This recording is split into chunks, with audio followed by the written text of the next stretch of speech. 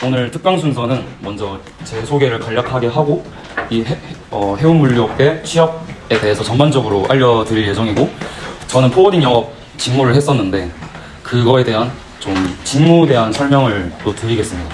그다음 좀 전반적인 제가 했던 취업 준비 팁을 알려드리고, 사전 질문, 회장님 통해서 받은 사전 질문에 대한 또 답변 드리고, 제가 지금 해운물류 쪽으로 취업이나 실무 멘토링을 진행하고 있는데 약간 뭐 홍보성일 수도 있지만 일단 그냥 그런 걸 하고 있다는 것도 알려드리고, 마지막 Q&A 타임하고 오늘 특강 마무리하도록 하겠습니다.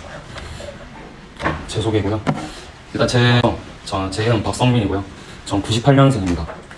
저는 한국해양대학교 국제무역경제학부를 졸업하고 17학번입니다. 그래서 저는 태용로직스라고 그 종합물류회사에서 1년 반 정도 근무를 했거든요.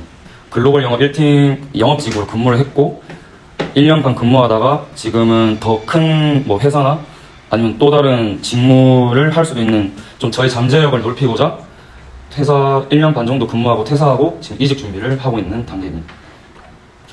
제가 했던 활동들 적어봤는데요. 일단 자격증은 여러분 무역학과나 국제통상학과는 아실 법한 자격증이 여기 보일 거예요. 일단 물류관리사 자격증, 또 무역영어, 유통관리사, 또 최근에 해양수산부랑 울산항만공사에서 신설된 스마트 해상물류관리사, 또 ERP 물류정보관리사 자격증을 취득을 했고, 교육은 그 여수항만공사, 여수광양항만공사에서 진행하는 해운항만물류 아카데미를 수료했고, 한국국제물류협회 국제물류 기초과정을 수료했습니다. 저는 사실 그 스터디나 대외활동 뭐 자격증을 다 해운물류로 일관되게 준비를 했는데요. 보시는 바와 같이 일단 무역학회, 또 한국해양대학교 산업협력사업단, 해운항만물류사업단 했었고, 또 한국해양수산개발원이라고 그 해양 쪽이랑 물류 쪽, 수산 쪽 연구기관, 연구공기업에서 현장실습 인턴을 했었습니다. 또 아실는지 모르겠는데 그 세계 3위 컨테이너 선사 CMA CGM에서 수입부로 인턴을 또 했고요. 또 여기 여러분들이 하시고 있는 부산선박금융연구에 수료했고, 또 그 인턴했던 해양수산개발원 또 기자단을 했었습니다. 또 그 저번에 마스터강으로 오셨던 21기인가 22기 김예지 회장님이 계시는데, 그 한국해양정책연합에서 했던 부산 청년해양포럼 또 참가를 했고, 영상 공모전 수상도 했었습니다. 제가 해운물류 커리어를 진로를 택한 이유는 우선 한국해양대학교다 보니 자연스럽게 뭐 해양이나 물류 쪽으로 뭐 공부도 하고 경험을 많이 쌓을 수 있는 기회가 있었고요. 또 전공도 무역학과다 보니까 아무래도 또 그거 공부하면서 경험을 쌓으면서 되게 적성이 잘 맞았고, 진출 분야나 전망이 좋다고 생각해서 택했습니다. 뭐 저희 해양대학교 국제무역경제학부에서 들을 수 있는 수업 중에 특히 뭐 해운경제학이나 해양금융론 같이 그런 그 학교 특성적으로 들을 수 있는 과목도 있었고, 이쪽 전공이라면 들을 수 있는 뭐 국제물류론이나 국제무역론 이런 수업도 들으면서 또 전공 공부를 했고, 아까 설명드린 뭐 인턴이나 그런 대외활동 학회도 했었습니다. 두 번째는 전문성, 일관성인데요. 저는 뭐 금융이나 경영, 마케팅 뭐 다양하게 경험을 쌓고 자격증 따기보다는 한 18년도, 19년도부터 한 대학생활 4년 있다면 3년 동안을 그냥 해운물류업계로만 특화해서 준비를 했었어요. 일반적으로 준비를 하다 보니 상대적으로 취준생이나 대학생들보다는 물론 부족한 건 많지만 인사이트나 전문성이 많이 쌓였던 것 같고요. 꼭 하다 보니 그게 이제 자소서나 면접에서 제가 남들과 다른 답변, 글을 쓸 수 있었던 것 같습니다. 그리고 이제 이 해운물류업계가 모르시는 직무나 기업이 많겠지만 이 개인의 역량에 따라, 정보력에 따라 그 커리어나 진출 분야가 정말 스펙트럼이 넓거든요. 파이가 넓은데, 그러면서 자기가 이제 어떻게 하느냐에 따라 이제 커리어를 계속해서 업그레이드 할 수 있는 그런 여지가 많은 산업이기도 합니다. 세 번째는 이 해운물류업계 자체와 또 특별히 전 영업직을 했었으니 좀 진취적이고 도전적인 업무라는 점이 또 제 성향과 가치관에 부합하기도 했습니다. 또 아무래도 글로벌 뭐 무역이나 물류나 국제물류, 뭐 국제무역이다 보니 글로벌적으로 비즈니스를 할 수 있는 일이어서 좀 그런 것도 제 어렸을 때 그 장래희망에 부합하기도 했습니다. 특히 이 해운물류 산업은 이 글로벌 동향이 아시다시피 경기가 매일 바뀌잖아요. 수시로 변동되고 포괄적인 글로벌 경제 선행지표 인정, 그리고 이게 뭐 공무원처럼 약간 반복적이고 단순한 반복적인 업무가 아니고 계속해서 역동적이고 스터디하면서 지속 가능 성장할 수 있는 분야인 점. 그래서 좀 매너리즘에 빠지지 않는 그런 또 업무이자 산업이라고 생각을 했습니다. 또 물류업계가 아직까지 혁신하고 첨단화할 수 있는 분야가 되게 많거든요. 그래서 그런 잠재력이 높은 산업이나 생각도 들었습니다. 또 뭐 이렇게 대륙 간, 나라 간, 뭐 해외 수출입이나 물류 시스템 구축하는 글로벌 비즈니스라는 점에서 이 해운 물류 커리어를 저는 택했습니다. 제가 아까 뭐 소개드렸지만 저만의 전문성 쌓아온 과정을 사진을 찾아서 그냥 여기 그냥 넣어봤는데, 이렇게 뭐 특별히 제가 부계정으로 이 해운 물류 포트폴리오를 쌓는 이 인스타그램도 운영을 하고 있고, 지금 같이 오신 분도 제가 하고 있는 해운 물류 멘토링 멘티거든요. 지금 저 멘티분이 CJ 대한통운, 동원 로엑스, KCTC 지금 서류 합격하고 면접 준비하고 있는 과정이고, 아무튼 멘토링도 진행을 하고, 또 삼성 SDS 물류 부문 컨퍼런스도 참가하면서 또 인사이트를 나갔습니다. 또 이렇게 인턴을 하고 부산선박금융연구회도 하고 무역산업 포럼 참여하면서 그냥 계속해서 그 인사이트를 쌓아 나갔습니다. 이제 해운 물류업계 취업에 대해서 설명을 드리겠습니다. 일단 시작하기 전에 소신 발언을 하자면, 제가 잘난 게 하나도 없고, 그래도 이 업계에서 평판이 좋고 그런 회사에 이른 나이에 제가 최종 면접 봤을 때도 양옆에 서강대학교 경희대 대학생 취준생과 최종 면접을 봤었는데, 그분들을 어쨌든 그 면접에서 이기고 취업을 할 수 있었던 이유가 이렇게 일관적으로 탁월함을 쌓을 수 있었던 것 같아요. 저희가 사실 결국에 취준을 해서 취업 전선에 나갈 때는 거의 경쟁자들은 인서울이나 수도권 대학생일 건데, 취준생일 건데, 그분들 뭐 요즘 대한민국이 학벌의 시대는 지났다고 하지만 솔직히 사기업은 간판을 안 보진 않거든요. 근데 저희가 그분들을 뭐 어쨌든 결국 이겨야 하잖아요. 최종 합격하려면. 그분들 경쟁에서 우위를 점하려면 결국에는 전문성이 있어야 한다고 생각해요. 실력이 좋고 전문성이 있어야 그분들을 이길 수 있고 경쟁을 할 수 있습니다. 또 이 해운 물류업계에 그래도 대기업이나 중견기업은 모두 본사가 서울인 점은 다들 아시죠? 근데 제 생각인데, 뭐 서울에 오라는 건 아니고, 저도 서울 별로 좋아하진 않는데, 저는 본사에서 메인 업무를 하고 프로젝트를 수행하고 거기서 만나게 되는 사람들을 통해서 많이 성장한다 생각하고, 본인의 뭐 꿈이나 야망이나 이 커리어에 있어서 정말 도움이 된다 생각해요. 부산 중견기업 대기업 다들 가고 싶잖아요. 가려면 저는 서울에 와야 하지 않나. 저도 상경에 대한 로망은 없지만 꿈을 이루기 위해 서울을 갔고요. 아무튼 그렇습니다. 서울에 본사가 다 있다는 점. 그리고 그냥 뭐 한 줄 두 줄 채우기용 자격증이나 대외 활동을 하지 말고 딱 직무나 본인의 방향성을 설정을 해서 전략적이고 효율적으로 접근을 해서 본인의 시간과 에너지를 레버리지해서 그렇게 효율적으로 접근하면 좀 좋을 것 같다는 저의 생각을 전해드립니다. 큰 틀에서 이 해운물류 직무는 크게 세 가지예요. 영업직, 운영, 직무, 그리고 기획이거든요. 물론 뭐 인사, 총무, 뭐 재무팀 다양한 직무가 있지만, 일단 이 해운이나 물류업은 결국 큰 틀에선 세 가지 직무로 나뉘는 것 같아요. 먼저 영업직, 해운, 뭐 선사겠죠? 해운 영업은 선사, 해운 영업. 종합물류 회사는 이제 포워딩이나 W&D 창고 운영하는 그런 영업이 있고, 그런 직무들이 영업직이 있습니다. 또 운영 직무는 선사는 주로 이 영업 지원이나 영업 관리로 직무가 신설이 되어 있고, 포워딩 운영, 또 물류 운영, 창고 운영, 이렇게 운영직이 두 번째로 있고, 기획은 해운 기획, 물류 기획, 또 물류 컨설팅, 요즘은 IT 디지털 물류 플랫폼 하는 그런 기획 직무로 있습니다. 해운 물류업계 직무 구조, 아까는 크게 이제 큰 범주에서 영업 직무, 운영 직무, 기획 직무를 말씀드렸는데, 이번에는 해운 쪽은 선사, 터미널로 나뉩니다. 특히 선사는 국적 선사, 외국적 선사가 있고요. 뭐 다 아시겠지만 컨테이너, 벌크, 탱커 가스, 또 PCC는 자동차선인데, 이 선종이나 화물에 따라 또 회사가 구분됩니다.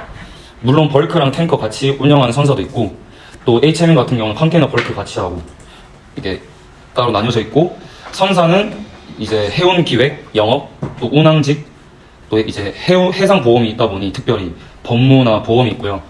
또 선사 안에서도 물류 직무도 있고 해운 구매 직무도 있습니다. 사실 이거 말고도 다양한 직무가 많은데 대표적으로 여기 자료에 넣어봤습니다.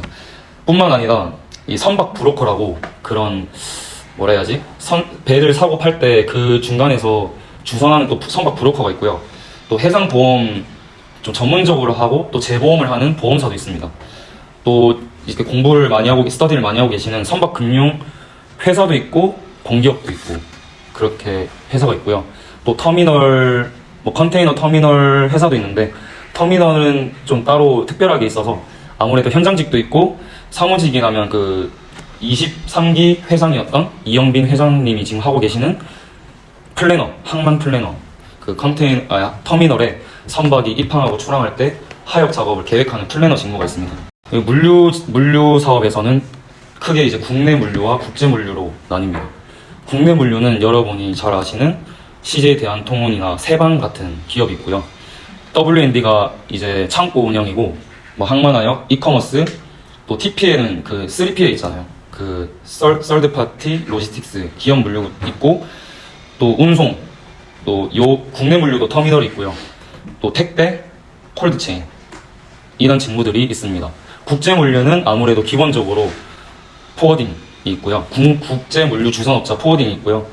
그 다음 이제 해외 창고 뭐 운영 개발 관리 직무가 있습니다. 여기도 뭐 아까 설명드린 것처럼 기획 영업 운영으로 크게 나뉘고, 특별히 요즘 4PL, 5PL이라고 해서 물류 산업도 이제 뭐 스마트 물류다, 뭐 디지털 물류다 해서 뭐 삼성 SDS, 첼로나 이런 디지털 물류도 많이 하고 있고, 물류 컨설팅이나 IT, 또 아이소 탱크라고 뭐 컨테이너 벌크 말고 탱크도 있거든요. 액상 케미컬 화물 하는 탱크, 아이소 탱크도 있고, 또 이제 건설사나 그런 분들이 하는 화물, 중량물 운송하나 설치 이런 그런 부문도 있습니다. 마지막으로 무역은 아무래도 제조업체 해외 영업이나 무역팀 직무가 있을 거고, 상사, 무역 상사, 또 트레이딩, 아니면 뭐 개인 사업체 수출이 거래하는 무역도 있습니다. 무역도 뭐 영업이나 영업 관리는 아니고요. 뭐 공급망 관리하는 SCM, 또 전문직 관세사, 요즘은 물류도 스타트업이 되게 많거든요. 스타트업 이렇게 사실 요거 말고도 셀 수 없이 많거든요. 팝업하면 되게 많은데 대표적으로 이렇게 제가 정리를 해봤습니다. 일단 물류 대기업은 대표적으로 현대자동차그룹의 현대글로비스, 또 LG, LX그룹의 판토스, 대한통운, 뭐 삼성 등등 있고요. 중견기업에는 종합물류사 중에 이제 세방, 또 태용로직스, KCTC 등등 있습니다. 또 해운 3사는 또 HMM부터 CK라인이 컨테이너 3사, 뭐 현대삼성, 고려해운, 남성해운 등등 있고요. 페노션부터 밑에 KSS 해운이 이제 벌크랑 그 탱커 이런 선사겠죠. 페노션. 머스크부터는 외국적 선사인데요.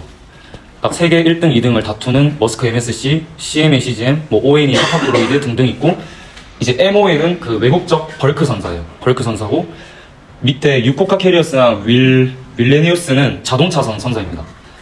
무역 상사는 미생에 나왔던 그 대우 인터내셔널이었던 포스코 인터내셔널 있고, LG 상사였던 LX 인터내셔널, 또 삼성물산 등등 있습니다. 또 물류업계 외국계 기업은 대표적으로 DHL, 또 독일의 DB 쉔커, 또 글로벌 포워딩 1위 회사 퀸앤드 나겔 등등 회사들이 있습니다. 또 터미널 내지 공기업은 여러분들이 제일 연관 있는 한국해양진흥공사, 항만공사, 또 터미널들, 또 한국해양수산개발원, 또 해양금융 공기업들이 있습니다. 사실 이거는 다들 아실 테니 간략하게 빠르게 넘어가겠습니다. 물류 시스템의 형태가 이제 자사 물류를 하는지, 자사의 물류 자회사 계열사를 통해서 하는지, 아니면 본사는, 자기 회사는 제조, 생산, 판매에 집중을 하고 종합 물류 기업의 일부나 전부를 위탁하고 아웃소싱하는 3PL인지, 요즘은 3PL에서 발전해서 물류 컨설팅과 IT 솔루션을 제공하는 4PL인지, 이렇게 물류 회사들은 구분할 수 있습니다. 직무 공통적인 필수 핵심 역량에 대해서 설명을 드리겠습니다. 제가 아무래도 업계 현직자 아시는 분이 몇 명 되시다 보니 직무 인터뷰도 하고 막 대화를 많이 나누는데, 일단 공통적으로 이렇게 세 가지를 제가 추려낼 수 있었던 것 같습니다. 먼저는 대인관계력. 아무래도 해운 물류 특성상 다양한 고객사, 유관부서 관계사들이랑 소통을 많이 하거든요. 그래서 기존 고객을 유지하고 신규 고객을 발굴할 수 있는 역량이 중요하다 보니 대인관계력이나 소통 능력이 좋아야 합니다. 또 이게 물류 업무 할 때 내부적으로도 끊임없이 소통을 해야 해서, 또 협업을 해야 해서 이런 대인관계력이 있고요. 또 뭐 업계 네트워크, 그냥 소위 말해서 인맥이라고 하죠. 인맥이 넓으면 넓을수록 정보를 빨리 입수할 수 있고, 특히 포워더는 선사한테 경쟁력 있는 해상운임을 받아올 수 있습니다. 그러면 경쟁력 있는 해상운임으로 경쟁사에 비해 그 화주랑 물동량을 잘 유치할 수 있는 그 비결이 되겠죠. 두 번째는 해운 물류산업 이해도 인사이트입니다. 뭐 아는 것이 힘인데 아무래도 이 산업에 대한 구조나 프로세스를 아느냐 모르느냐에 따라 이 업무 적응 속도나 업무에 들어갔을 때 퍼포먼스를 낼 수 있는 게 구별되거든요.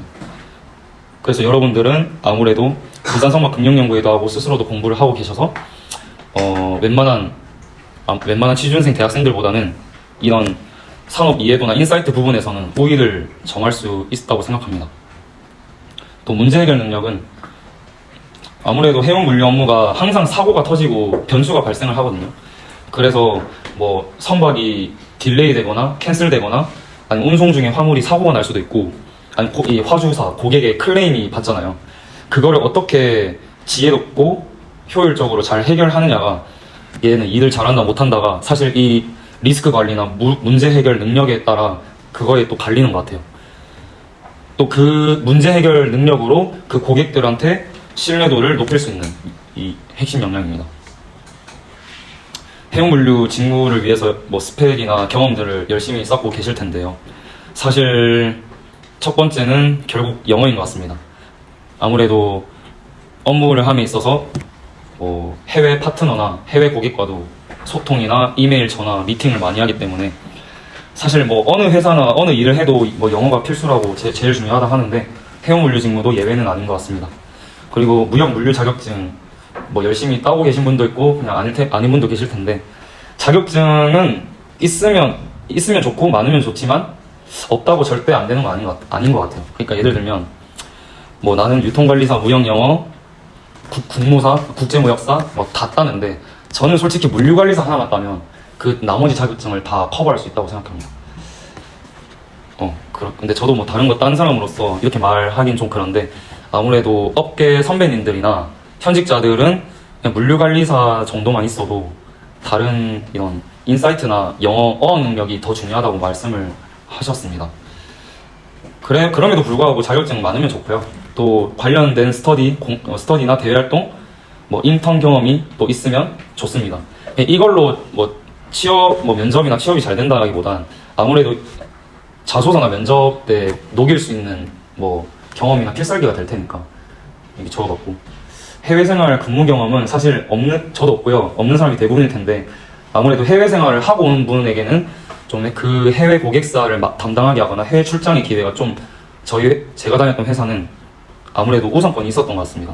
그래서 적어봤고요. 사실 영어 빼고는 필수는 아니고요. 그 이상의 무언가를 전 설명을 드리고 싶습니다. 아무래도 이런 자격증이나 이력서에 정량적인 스펙을 다들 준비를 많이 하실 텐데 저는 이 직무에 대한 이해도가 훨씬 더 중요한 것 같습니다. 계속 반복하는 내용인데 그냥 일관적으로 이 전문성을 쌓는 게 저는 더 중요하다고 생각하고 그게 이력서나 자소서나 면접 때 그걸 보는 사람들한테 드러나는 것 같아요. 얘가 얼마나 열의를 가지고 접근을 하고 또 이게 신뢰와 호감을 주는 것 같습니다. 예를 들면 얘가 그 마케팅 회사도 놓고 광고 회사도 놓고 물류 회사도 놓고 또 이력서에도 자소서에도 그 뭐 마케팅 대외 활동, 금융 봉사단 대외 활동, 또 회계 대외 활동, 근데 물류 대외 활동 이런데 난 물류에 관심이 많습니다. 이런 거랑 꾸준히 해운 물류에 대해서만 스터디와 공모전과 자격증 대외 활동을 일관적으로 꾸준히 쌓아온 이력서를 보는 사람 입장에서는 후자가 더 이쪽으로 관심을 가져갔고 우리 회사 와서도 오랫동안 일을 할 인재라고 생각이 들겠죠.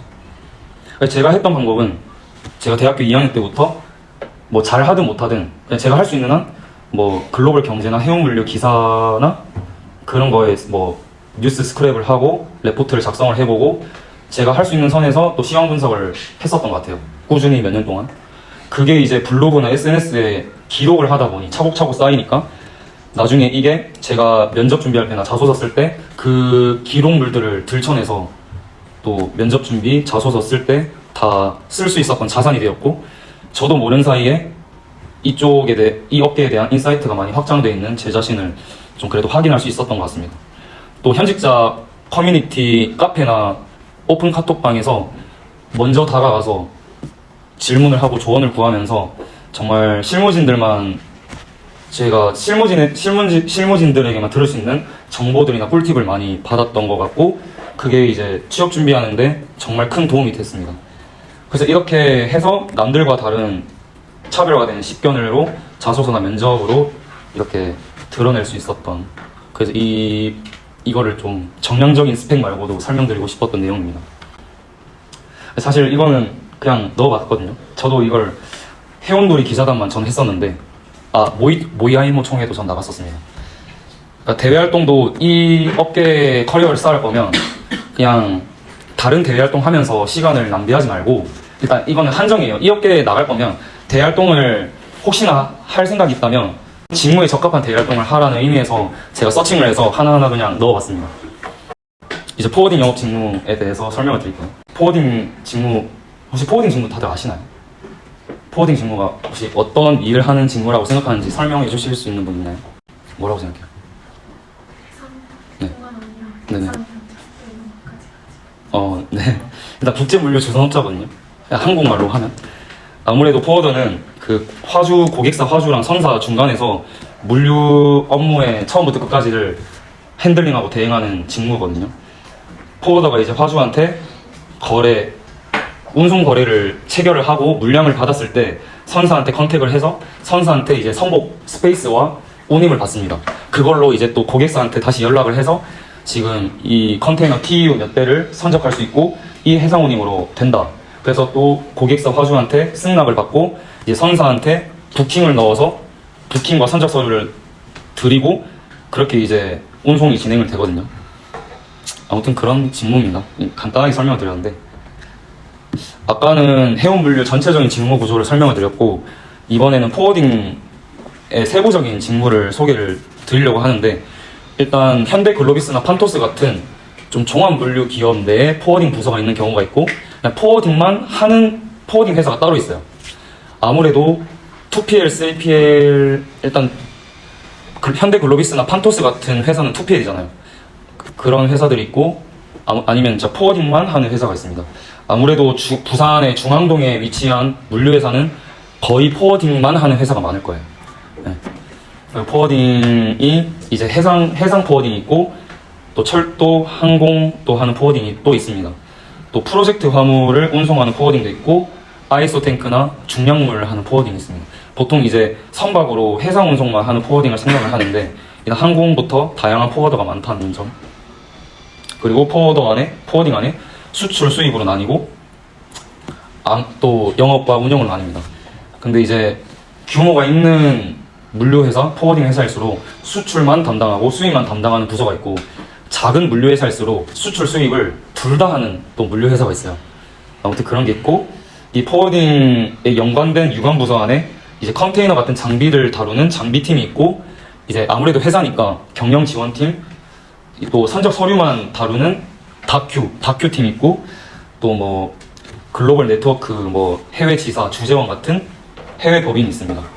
그래서 제가 근무할 동안 포워딩 영업 직무로서 했던 주요 업무를 4가지 말씀을 드리자면 첫 번째는 일단 영업직이니까 신규 거래처를 유치하고 발굴하고 또 기존 거래처를 관리하는 업무를 그 역할을 합니다. 고객사가 일단 화주겠죠. 화주 담당자 미팅을 하고 또 운송 거래 계약을 성사하고 또 어쩔 때는 물류 비딩, 입찰이라고 하거든요. 비딩을 하거나 또 PPT로 제안서를 작성하는 일을 합니다. 두 번째는 당연히 포워더가 하는 물류 서비스 제공. 고객의 니즈에 부합한 뭐 맞춤형 최상 이렇게 말하는데 어쨌든 그 화물 예를 들면 케미칼은 위험물이 많으니까 위험물 운송이 나면 위험물 서류 MSDS를 받고 위험물 선적이 가능한 선사 모선이라고 하는 선박을 컨택을 해서 운임을 받고 또 물류 업무를 담당하는 일을 합니다. 그래서 선복과 운임을 받기 위해서는 선사 영업도 해야 돼요. 그러니까 거래처 화주 영업만 하는 게 아니고 선사랑도 영업을 하고 선사 영업사원이랑도 관계를 잘 다져야 합니다. 그래서 선사 담당자 미팅도 하고요. 그렇게 운임을 받고 선복을 확보합니다. 이 업무를 해운 프라이싱이라고 해요. 이게 뭐 구체적인 설명을 하자면 길어서 일단 넘어가고, 또 영업사원이 이런 것들 당연히 하지만 물류 시황 분석도 하고 레포트도 작성을 해서 거래처한테 그런 시황도 제공을 해주는 업무도 합니다. 제가 직무 업무로서 말고도 개인적으로 성장한 몇 개를 기록을 해봤는데요. 아무래도 이제 처음 신입이고 처음 들어갈 때 수습을 하다 보니 일단 처음에는 일을 바로 안 시키잖아요. 그래서 스스로 직무 관련 개인 스터디를 했고, 또 회사가 한국국제물류협회 회원사다 보니 외부 교육도 들었고요. 또 이건 제가 만든 차트인데 이제 주차별로 유럽향, 남미향, 아프리카향 해가지고 해상운임을 차트에 기록을 하고, 이 꺾은선 그래프로 해상운임 변동의 추이를 이 차트를 만들어서 고객사와 또 우리 전사에 제가 공유를 했습니다. 또 신입 수습 끝나기 전에 부장님께서 제 PT 발표를 시켜봤는데, 이제 이 친구가 어떻게 PPT를 만들고 어떻게 발표하는지 한번 들어보고자 PT 발표를 시켰는데, 제가 해운산업과 ESG 그리고 경영 전략을 제안을 하는 PT 발표를 해서 좀 그때 좋은 코멘트를 받았고, 저를 마냥 어리게 보고 신입사원으로 봤지만 이 PT 발표를 통해서 저를 바라보는 시선이 좀 바뀌는 계기가 되었거든요. 근데 또 이런 해운산업에 대한 발표, 또 요즘 뭐 친환경 선박, 친환경 해운이라 해서 이런 ESG를 결합해서 발표를 할 수 있었던 뭐 도움이 되었던 영향은 또 개인적인 노력도 있었지만 또 부산선박금융연구에 스터디하면서도 많은 도움이 되었던 것 같습니다. 여기 있는 나열된 파일함은 제가 취업하기 전 그리고 회사 다니면서 이 동향이나 시황을 다 만들었던 레포트들 한 뭐 40-50개 그냥 캡처해서 넣어봤습니다. 그래서 제가 이 일을 하면서 달성한 성과는 최연소 최단기 신규 거래처 발굴을 성공을 했습니다. 입사 4개월 차 때, 그때 제가 25살 때 뭐 큰 회사는 아니지만 철강 제품을 인도로 수출하는 고객사를 제가 첫 거래를 성사해서 거래처 관계가 되었던 그 영업 성공한 경험이 있고요. 그 거래처뿐만 아니라 제가 맡은 화주들과 물동량과 실적이 점진적으로 꾸준히 증가한 점, 또 저희 본부와 전사적으로 제가 대학생 때부터 했던 시황 레포트를 원래는 기획팀이 해야 하는데 제가 쓴 게 더 낫다고 저한테 시키더라고요. 그래서 제가 영업직인데 기획팀이 하는 시황 분석도 제가 이 회사에서 하게 되었고, 또 현직 유관 관계사 네트워크를 나름 잘 다져서 포워딩 영업을 할 때 창고사나 운송사 같은 지인들, 그러니까 그 네트워크를 통해서 좀 이 물류 프로세스 세팅하는데 도움을 많이 받았었습니다. 제가 취업 준비를 그렇게 오래 한 것도 아니고, 전 3-4개월밖에 안 했거든요. 취업 준비를 오래 한 것도 아니고, 그래서 제가 드릴 말씀을 많이 없는데, 아무래도 이제 처음에 서류를 작성하게 될 때 일단 이력서를 스스로 한번 작성을 해보고 커리어 방향성과 자소서 문항별로 어떤 본인의 필살기 경험을 넣을 건지 한번 정리해보는 그 과정을 첫 번째로 하고, 그래서 이거는 자기가 좀 자기 객관화를 해야 하는 것 같습니다. 자기 객관화를 하고 장기적으로, 그러니까 당장 이 회사 뭐 들어갈 수 있고 초봉이 나쁘지 않다고 바로 택하고 들어가는 게 아니고, 내가 이 회사를 처음 이제 첫 회사로서 들어갔을 때 뭐 정년까지 오래 다닐 수도 있고, 아니 이직을 해서 스스로의 커리어 개발하고 몸값을 높일 수도 있는데, 그러니까 제가 드리고 싶은 말씀은 단기적인 것보다 장기적인 거를 유념을 하면서 좀 이렇게 처음에 정리해보는 과정을 거쳤으면 좋겠습니다. 두 번째는 마스터 자소서인데요. 일단은 기업마다 문항이랑 글자 수가 다 다르잖아요, 자소서가. 근데 일단은 본인 마스터 자소서를 한번 만들어 보는 거죠. 일단 어느 기업이든지 결국 들어가는 자소서 문항이 지원 동기랑 뭐 성격의 장단점, 또 직무 관련 본인 어떤 경험을 했고 노력을 했고 본인이 가지고 있는 핵심 역량이 뭔지, 아니면 도전 경험이 있는지, 아니면 갈등 해결 경험이 있는지는 결국 공통되게 나오거든요. 그래서 본인이 마스터 자소서를 일단 만들어 보는 거죠. 그래서 이제 채용 공고가 떴을 때 넣을 때 글자 수별로 그 회사별로 이 마스터 자소서를 기반으로 좀 내용이나 좀 이게 변형을 한다든지 수정을 한다든지 덧붙여서 그 맞는 회사의 자소서를 이 착착착 넣는 거죠. 그래서 지원 폭과 지원 개수를 높이는 게 일단 서류 합격률이 높아지고, 또 서류 합격을 하고 이제 바로 면접을 볼 수도 있고 인적성이나 AI 역량 검사를 볼 수도 있는데, 일단 최종 합격을 하든 못하든 그 자체가 일단 본인의 자신감도 올라가고 그 하나하나 자체가 본인의 큰 경험이 되거든요. 그러니까 한 번도 서류 합격과 면접 경험이 없는 생신입 취준생이랑 그래도 면접을 몇 번 봐본 취준생은 또 확실히 경험 차이가 있거든요. 그래서 이 세 번째가 그 내용이고, 마지막은 아무래도 면접 준비. 면접도 그 회사가 날짜가 겹칠 수도 있고 날짜가 이렇게 하여튼 날짜도 잘 계산하고 내가 이 회사 서류 붙어서 면접을 들어갔지만 면접을 무조건 안 봐도 되거든요. 일단 넣어봤는데 면접이 붙었는데 나는 이 회사 서류 붙은 게 3개가 있는데 그 면접을 내가 3군데 기업을 면접 준비하는 게 물리적으로 무리가 있을 수 있잖아요. 그러면 한 군데를 뭐 포기하고 안 갈 수도 있는 거고 아무튼 전략적으로 스스로 잘 하면 될 것 같습니다. 마치겠습니다. 감사합니다. 혹시 질문 있으실까요? 네. 저 선배님 그 땡고사 인사하는 거에 잘 팔로우 아 그래요? 네, 너무 감사드리고 저 이제 제가 개인적으로 고민거리가 있어가지고 저도 이제 뭐 마스터 자소서까지는 아니지만 자소서 한 번씩 그 홍보로 써봤는데 그리고 뭐 해양진흥공사 뭐 기자단 대외 활동이나 해운 관련 공모전도 한 2회 정도 수상을 해서 관련된 활동을 좀 해서 그걸 자소서에 좀 써봤는데 그래서 내가 해운 일 쪽에 좀 그래도 어필할 수 있는 건 있겠다 싶었는데 이게 그 필살기 아까 저 측면에서 네. 그러면 해운물류를 이제 일관성있게 쭉 해오는 건 너무 좋지만 뭔가 필살기가 없는 느낌이 들어가지고 이 부분에 있어서 그러면 좀 기간이 많이 남진 않았지만 해운물류 말고 다른 뭔가 강점이 될 만한 차이점을 좀 줄 수 있는 활동이나 공모전이나 자격증 같은 게 필요할지 그게 좀 고민이 되더라고요. 예를 들면 네. 금융 자격증 네. 그런 식으로 해가지고 일단은 예를 들면 그 자소서에 뭐 이거에 대해서 공부를 많이 했고 자격증도 이거에 적었다고 이거는 그 수백 개 자소서 중에 똑같은 내용 쓰는 사람이 많을 거거든요. 그것보다는 그렇다고 실무 경험 없으시고 인턴 경험이 없으실 거 아니에요. 인턴 경험 있으신가요?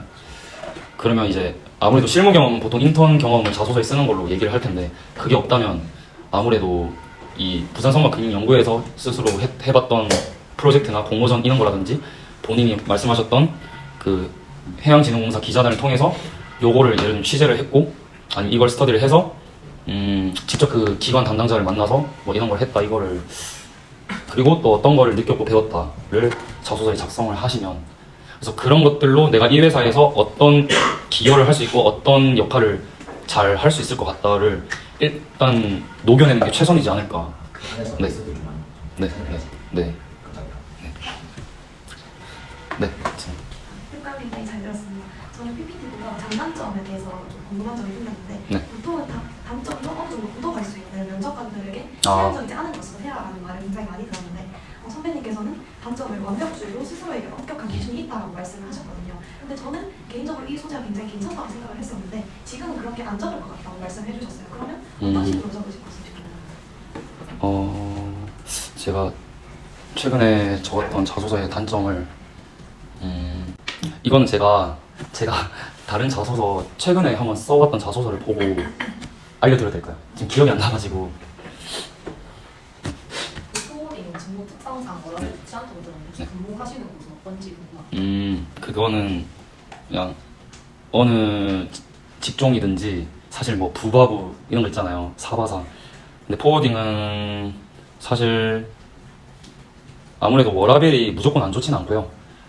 본인이 맡은 화주나 본인이 이제 수출을 갈 때 보내는 바운드 대륙이 어느 지역이냐에 따라 그 좀 야근을 할 수도 있거나 좀 그게 차이가 있다고 생각을 하고 사실 회사가 좀 작고 영세할수록 본인이 몇 인분을 해야 할 게 많아서 본인이 좀 이것저것 해야 할 게 많아서 좀 그 워라밸이 안 좋을 수도 있는데 아무래도 좀 규모가 있는 회사에서는 각각 세부 업무마다도 담당하고 전문적으로 담당하는 부서가 있어서 좀 생각보다 워라밸이 안 좋지만은 않다라고 말씀을 드릴 수 있을 것 같아요. 네. 감사합니다. 또 질문 없으신? 네. 영업 전문에서 네트워크를 만드는 게 중요하다고 말씀하셨잖아요. 네. 근데 그런 네트워크를 만들고 할 때 결국엔 사람을 만나는 거잖아요. 네. 사람과 관계를 형성하는 건데 그 과정에서 자신이 좀 소극적이고 낯을 많이 가리는 성격이면 그런 영업 직무나 네트워크 형성에서 많이 안 좋은 영향을 끼칠까요? 그런 얘기를 다른 데서도 많이 들었는데 예를 들면 MBTI가 E고 막 친화력 좋고 말 잘한다고 영업을 잘하진 않거든요. 사실 영업이란 게 무조건 막 친밀감 있게 말을 많이 하는 영업만 있는 게 아니고 결국은 그 사람한테 필요한 서비스를 제공하는 게 영업이다 보니 그래서 그 상대방이 정말 그 니즈에 맞는 거를 잘 제공을 해주고 그 사람한테 계속 신뢰와 영업이든 개인적이든 관계를 잘 유지하고 그럴 수 있다면 뭐 무조건 좀 텐션 높고 말 많고 이런 영업 상황만 영업을 잘하는 건 아닌 것 같아요. 그래서 영업 스타일도 다 사람마다 다르고 또 성향에 따라도 다르기 때문에 그 질문이 꼭 그런 성향이어만 영업을 잘하는 건 아닙니다. 혹시 답변이 생각하는 네. 거죠. 그러면 그런 사람을 만나면 영업을 하는 과정에서 본인만의 팁이 저는 일단 영업을 그러니까 막 미팅을 하거나 일단 영업을 영업이라 생각 안 하거든요. 그냥 저는 다양한 사람을 만나고 대화하고 그 사람한테 그 만남을 좋아해서 그렇게 접근을 하는데 아무래도 사람이 뭐 필요가 있고 이게 필요가 있어서 만나잖아요. 근데 저는 그렇게 접근을 안 하고 그냥 거래처나 선사 미팅을 가도 그냥 약간 놀러 가는 건 아니고 일하러 가는 건 맞지만 그냥 그 사람이랑 대화를 가는 거라 생각을 해요. 대화를 그냥 이런저런 대화를 하면서 내가 가지고 있는 그 맥커피는 결국은 그거잖아요. 뭐 운임이나 물동량 얘기를 하잖아요. 근데 그 얘기를 안 꺼내요. 그냥 저는 그 사람에 대해서 그냥 다양한 대화를 하고 그 사람을 알아가는 대화를 접근을 해요. 그러니까 내가 이 사람을 통해서 물량을 받아내고 일감을 받아내야지로 접근을 하는 게 아니고 그냥 그 상대방한테 그냥 뭐 밥 한 끼 하고 커피 마시면서 그냥 뭐 이런저런 얘기 50분 하고 50분 1시간 하고 일 얘기는 10분만 한다 이런 마인드로 가거든요. 오히려 내가 그 사람한테 뭔가를 따낼 생각으로 접근을 하면 그 사람은 더 벽을 치고 그거를 메인으로 하기보다는 그냥 그 사람 만나는 게 대화하는 게 즐겁다는 마인드로 접근을 했을 때 더 저를 많이 찾아주셨던 것 같습니다. 게 있는데 네.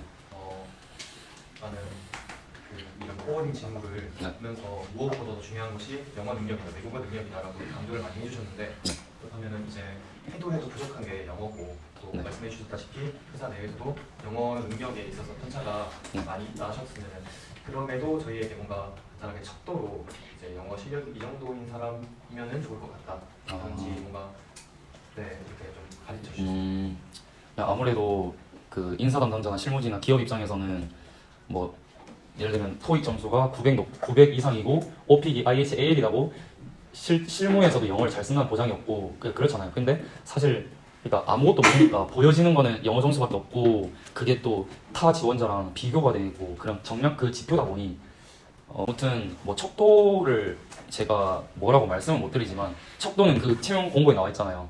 예를 들면 삼성그룹은 뭐 오픽 IH 이상 뭐 이런 것처럼 그런 게 있지만 뭐 IH 이상이 안정권이 아닐까 싶고 토익은 뭐 850, 900 이상 안정권이지 않을까. 근데 저도 토익 900 이상 맞아본 적이 없어서 이런 말 하기 부끄러운데 그 정량적인 스펙으로서 써내는 그 점수라고 한다면 아무래도 또 서울권 대학생들이 고득점자가 많다 보니 저는 이렇게 답변을 드리는 거.